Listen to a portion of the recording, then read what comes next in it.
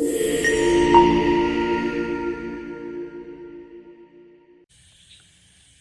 All, welcome to my channel. അപ്പോൾ ഈ വീഡിയോയിൽ കുറച്ച് ഇൻഫർമേഷൻ നിങ്ങളിലേക്ക് ഷെയർ ചെയ്യാൻ വേണ്ടിയിട്ടാണ് കേട്ടോ ഞാൻ വന്നിട്ടുള്ളത്. അപ്പോൾ ഞാൻ കുറച്ച് ദിവസങ്ങൾക്ക് മുമ്പ് ഒരു വിസ ആപ്ലിക്കേഷൻ്റെ പ്രോസസ്സ് യൂട്യൂബിൽ അപ്ലോഡ് ചെയ്തിരുന്നു. ഒരുപാട് ആളുകൾ ആ വീഡിയോസിൽ ഡൗട്ട്സൊക്കെ കമൻറ്റ് ചെയ്തിരുന്നു. സോ എന്താണ് ആക്ച്വലി ആ ഒരു വിസ എന്നുള്ളതിനെ പറ്റി എനിക്കറിയുന്ന കുറച്ച് കാര്യങ്ങൾ ഷെയർ ചെയ്യാൻ വേണ്ടിയിട്ടാണ് ഈ ഒരു വീഡിയോ.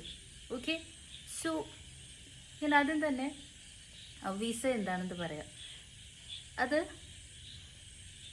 ഓസ്ട്രേലിയൻ ഗവൺമെൻറ് ഇറക്കിയിട്ടുള്ള ഒരു വിസയാണ്.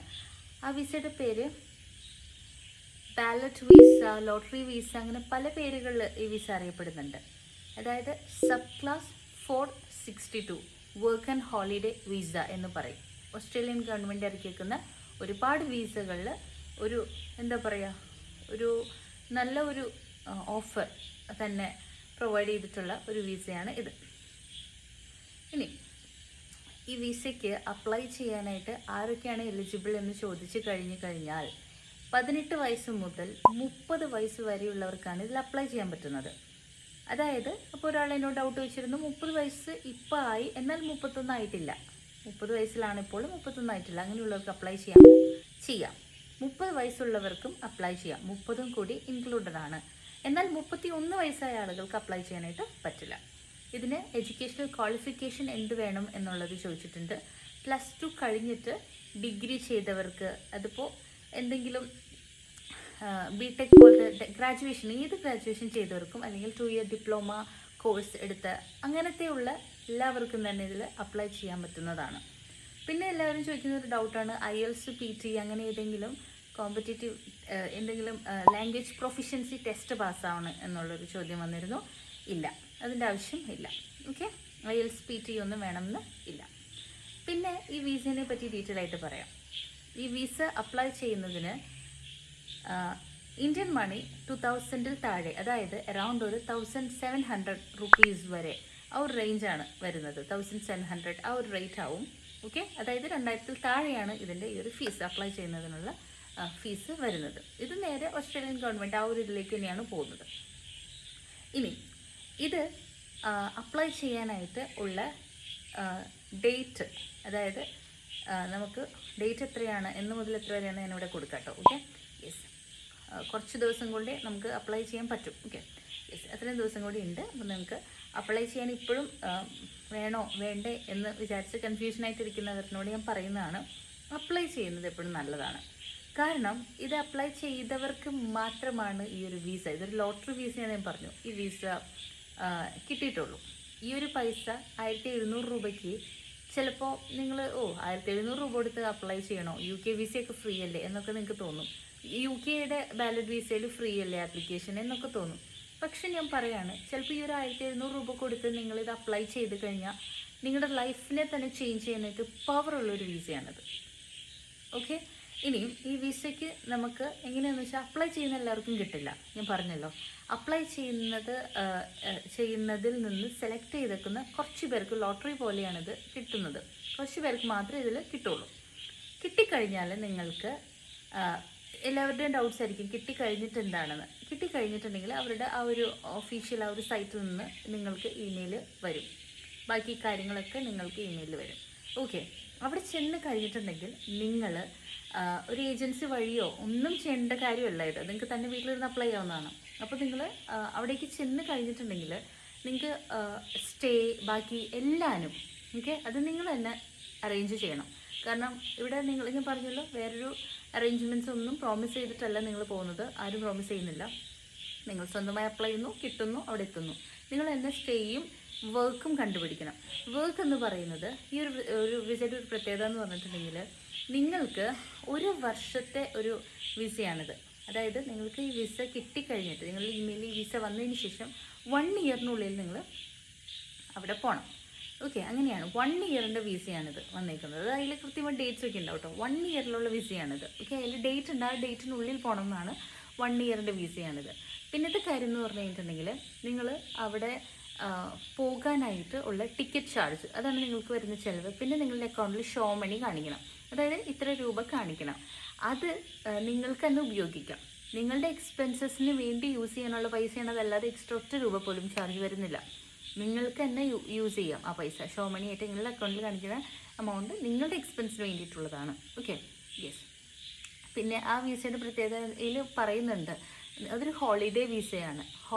ഓസ്ട്രേലിയയിൽ പോയിട്ട് ഹോളിഡേ നിങ്ങൾക്ക് സ്പെൻഡ് ചെയ്യാം. അപ്പോൾ ആ ഹോളിഡേ സ്പെൻഡ് ചെയ്യുമ്പോഴുള്ള ഫണ്ടിന് വേണ്ടിയിട്ട് നിങ്ങൾക്ക് അവിടെ വർക്ക് ചെയ്യാം. അതാണ് അവർ ഉദ്ദേശിക്കുന്നത്.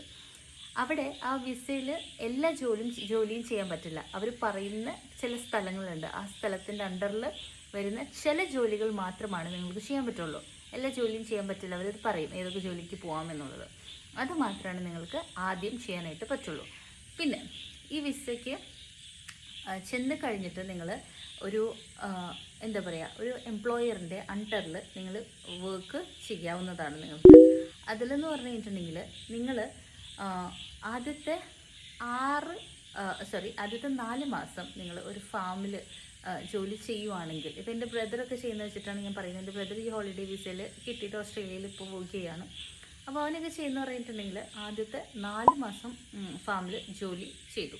അങ്ങനെ ജോലി ചെയ്ത് കഴിഞ്ഞാൽ 1 വർഷത്തേക്കും കൂടി വിസ എക്സ്റ്റെൻഡായി കിട്ടും. ഓക്കെ, നമ്മളിപ്പോൾ വിസ നമുക്ക് കിട്ടി, നമ്മൾ ഓസ്ട്രേലിയക്ക് പോയി, ആദ്യത്തെ 4 മാസം അവിടെ നിങ്ങൾ ജോലി ചെയ്തു എന്ന് ആണെങ്കിൽ ഈ വിസ 1 വർഷം കൂടി നിങ്ങൾക്ക് എക്സ്റ്റെൻഡ് ചെയ്യും. ആ 2ാമത്തെ വർഷത്തിലേക്ക് എക്സ്റ്റെൻഡ് ചെയ്ത് കഴിയുമ്പോൾ ആ വിസയുടെ അണ്ടറിൽ നിങ്ങൾക്ക് 6 മാസം കൂടി നിങ്ങൾ ഫാമിൽ അല്ലെങ്കിൽ ജോലി ചെയ്താൽ പിന്നെ നിങ്ങൾക്ക് 1 വർഷം കൂടി വിസ എക്സ്റ്റെൻഡ് ചെയ്ത് കിട്ടും. മനസ്സിലായോ? അങ്ങനെയാണ് ഇതിൻ്റെത്. സോ അങ്ങനെ നോക്കുമ്പോൾ ടോട്ടൽ 3 ഇയേഴ്സാണ് ഈ വിസയിൽ നിന്ന് തന്നെ നിങ്ങൾക്ക് എക്സ്റ്റെൻഡ് ചെയ്ത് പോകുന്നത്. ഇതാണ് ഇതിൻ്റെ ഒരു ക്രൈറ്റീരിയ. Okay, yes. പിന്നെ ശ്രദ്ധിക്കേണ്ട കാര്യം എന്ന് പറഞ്ഞിട്ടുണ്ടെങ്കിൽ, നിങ്ങൾക്ക് ഫാമിലേക്കുള്ള വർക്ക് എന്ന് പറയുന്നത് ഇച്ചിരി ഡിഫിക്കൽട്ടായിട്ടുള്ള വർക്ക് തന്നെയാണ്, ഈസി ആയിട്ടുള്ള വർക്കല്ല. അത് നിങ്ങൾ മനസ്സിലാക്കുക. ഓക്കെ, പിന്നെ അവിടെ ചെന്ന് കഴിയുമ്പോൾ ഉള്ളത് ഈ പറയുന്ന, നിങ്ങൾക്ക് ഇവിടുത്തെ ലൈസൻസ് ഉപയോഗിച്ച് കുറച്ച് നാൾ അവിടെ വണ്ടി ഓടിക്കാമെന്നാണ്. 1 വർഷം വരെയൊന്നുമില്ല, 6 months എന്തോ ആണെന്ന് തോന്നുന്നു നിങ്ങൾക്ക് അവിടുത്തെ വണ്ടി ഓടിക്കാൻ പറ്റുന്നത്. ഇവിടുത്തെ ലൈസൻസ് ഉപയോഗിച്ച് 1 year ഒന്നും ഓടിക്കാൻ പറ്റില്ല. അവിടെ ചെന്ന് കഴിയുമ്പോൾ നിങ്ങൾക്ക് ഇതിൻ്റെ ലൈസൻസ് എടുത്തിട്ട് ബാക്കി അവിടെ നിങ്ങൾക്ക് ട്രാവൽ ചെയ്യാവുന്നതാണ്. എവിടെ വേണമെങ്കിലും പോവാം. ഓക്കെ, ഇന്ന സ്ഥലത്ത് മാത്രം ട്രാവൽ ചെയ്യാൻ പാടുള്ളൂ എന്നില്ല. Okay, yes. അപ്പോൾ ലൈസൻസ് ഒക്കെ എടുത്താലും കാർ ഡ്രൈവിംഗ് ഒക്കെ പഠിച്ചിട്ട് പോകുന്നത് എപ്പോഴും ബെറ്ററാണ്. കാരണം എന്താണെന്ന് വെച്ച് കഴിഞ്ഞാൽ അവിടെ കാറ് ഭയങ്കര എന്താ പറയുക, നിർബന്ധമായിട്ടും കാർ ഡ്രൈവിംഗ് അറിയുന്നത് നല്ല കാര്യമാണ് അവിടെ. കാരണം കാർ യൂസ് ചെയ്യേണ്ടി വരും എല്ലാവർക്കും തന്നെ. കാർ ഡ്രൈവിംഗ് അറിയുന്നത് എപ്പോഴും അതുകൊണ്ട് തന്നെ ബെസ്റ്റ് ആയിരിക്കും എന്ന് എനിക്ക് തോന്നുന്നു. അത് കാർ ഡ്രൈവിംഗ് എല്ലാവരും ഒന്ന് അത്യാവശ്യം പഠിച്ചിട്ട് പോവുകയാണെങ്കിൽ ബെറ്റർ ആണ് എന്ന് ഞാൻ സജസ്റ്റ് ചെയ്യാണ് നിങ്ങളോട്. ഓക്കെ, പിന്നെ നിങ്ങൾ ശ്രദ്ധിക്കേണ്ട കാര്യം എന്ന് പറഞ്ഞു കഴിഞ്ഞാൽ, അവിടെ ചെന്ന് കഴിഞ്ഞിട്ട് നിങ്ങൾക്ക് കുറച്ച് നാളത്തേക്ക് പഠിക്കാൻ പറ്റും. അതെന്ത് 4 months അങ്ങനെ എന്തോ ഒരു കണക്കുണ്ട്, ഡ്യൂറേഷനാണ്. നിങ്ങൾക്ക് അത്രേ പഠിക്കാൻ പറ്റുള്ളൂ, അതല്ലാതെ പോയി പഠിക്കൽ ഇല്ല. ഓക്കെ, പിന്നെ നിങ്ങൾക്ക് ആദ്യം ഞാൻ പറഞ്ഞല്ലോ ഈ പറയുന്ന ജോലി ചെയ്യാൻ പറ്റുള്ളൂ. കുറച്ച് നാൾ കഴിഞ്ഞിട്ട് നിങ്ങൾക്ക് 2 years കഴിഞ്ഞിട്ടാണ് നിങ്ങൾക്ക് ഇഷ്ടമുള്ള ജോലിയിലേക്ക് മാറാനുള്ള ഒരു ഓപ്പർച്യൂണിറ്റിയും അവർ തരുന്നുണ്ട്. Okay, yes. ഇതൊക്കെയാണ് ഈ പറയുന്ന വിസയുടെ എനിക്കറിയാവുന്ന കാര്യങ്ങൾ. ഇതെനിക്ക് ഇത്രയും അറിയാവുന്നതിൻ്റെ റീസൺ ഇതാണ്. എൻ്റെ ബ്രദർ ദുബായിലായിരുന്നു വർക്ക് ചെയ്തിരുന്നത്. അതിനുശേഷം ഈ ഓസ്ട്രേലിയൻ ഈ പറയുന്ന വാലിഡ് വിസ അപ്ലൈ ചെയ്തു. ഇതിന് അപ്ലൈ ചെയ്തപ്പോൾ ഇതിന് കിട്ടിയത് കൊണ്ട് ഈ പറയുന്ന ഓസ്ട്രേലിയയിലാണ് ഇപ്പോൾ നിൽക്കുന്നത്. ഓക്കെ, പിന്നെ എപ്പോൾ വേണമെങ്കിലും നമുക്ക് പോയാൽ മതി. അതായത് ഡേറ്റ് കൊടുത്തിട്ടുണ്ട്, ആ ഡേറ്റ്സിനുള്ളിൽ എപ്പോൾ വേണമെങ്കിലും പോവാം, എന്നിട്ട് എപ്പോൾ വേണമെങ്കിലും നമുക്ക് തിരിച്ചു വരാം. ഓക്കെ, ഇങ്ങനെ ഇത്ര നാൾ നിന്നിട്ട് തിരിച്ചു വരാം അങ്ങനെയൊന്നുമില്ല. വരാം, നമുക്ക് പോയാലും നമുക്ക് ഇടയ്ക്ക് വരാം. ഓക്കെ, എന്നിട്ട് തിരിച്ച് പോയാൽ മതി, കുഴപ്പമൊന്നുമില്ല കേട്ടോ. യെസ്, അങ്ങനത്തെ കാര്യങ്ങളൊക്കെയാണ് ഉള്ളത്. പിന്നെ ഇതിന് അപ്ലൈ ചെയ്യാനായിട്ട് വേണ്ട വേറെ കാര്യങ്ങൾ എന്ന് പറഞ്ഞു കഴിഞ്ഞാൽ, ഒരു വാലിഡ് ഇമെയിൽ ID വേണം, പാസ്പോർട്ട് വേണം, പാൻ കാർഡിൻ്റെ നമ്പർ വേണം. ഇത്രയും കാര്യങ്ങളാണ് ഇപ്പോൾ തൽക്കാലത്തേക്ക് വേണ്ടത്. അതിനുശേഷം നിങ്ങളുടെ എഡ്യൂക്കേഷണൽ ക്വാളിഫിക്കേഷൻ മറ്റുള്ള കാര്യങ്ങളെല്ലാം കാണിച്ചുകൊണ്ടുള്ള നിങ്ങളുടെ എല്ലാ സർട്ടിഫിക്കറ്റ്സും റെഡിയാക്കി വയ്ക്കുക എന്നുള്ളതാണ്. ഓക്കെ, ബാക്കി എല്ലാ സംഭവങ്ങൾ, സർട്ടിഫിക്കറ്റ്സ്, നിങ്ങളുടെ ബാക്കി എല്ലാ ഡോക്യുമെൻറ്റ്സും പെട്ടെന്ന് റഷ് ആവരുത്.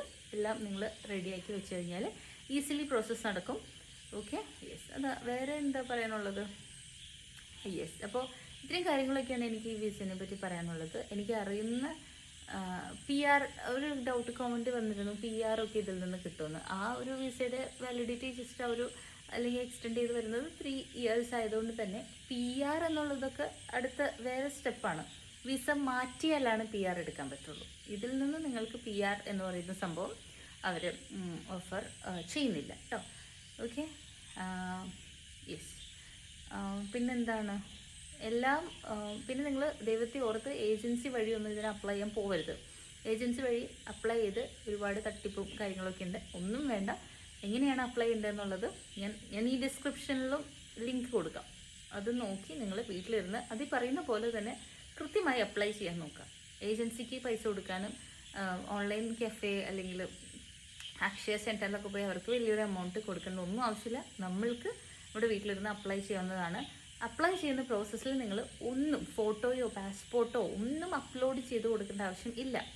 അതുകൊണ്ട് തന്നെ നിങ്ങൾക്ക് വീട്ടിലിരുന്ന് ചെയ്യാം. ഓക്കെ, അപ്പോൾ വീട്ടിലിരുന്നോ അല്ലെങ്കിൽ നിങ്ങൾ ആക്ടിവേറ്റ് കണക്ഷനുള്ള സ്ഥലത്ത് എവിടെയെങ്കിലും പോയിരുന്ന് അപ്ലൈ ചെയ്യുക.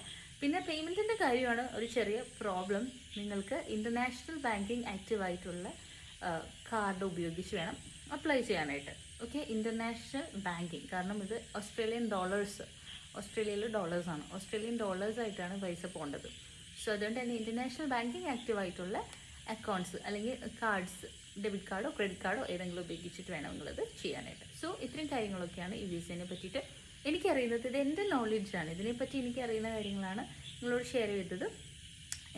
ബാക്കി നിങ്ങൾക്ക് എന്തെങ്കിലും അറിയണം എന്ന ആഗ്രഹം ഉണ്ടെന്നാണെങ്കിൽ നിങ്ങൾ കമൻറ്റ് ചെയ്താൽ മതി. എനിക്കറിയുന്ന കാര്യങ്ങളാണെങ്കിൽ ഞാൻ റിപ്ലൈ ചെയ്യാം. ഓക്കെ, സോ അത്രയേ ഉള്ളൂ. അപ്പോൾ അപ്ലൈ ചെയ്യാനായിട്ടുള്ളവർ എന്തായാലും അപ്ലൈ ചെയ്യുക. കാരണം ചിലപ്പോൾ ഈ ഒരു വിസയ്ക്ക് നിങ്ങളുടെ ലൈഫിനെ ചേഞ്ച് ചെയ്യാനായിട്ടുള്ള ഒരു പവർ ഉണ്ട്.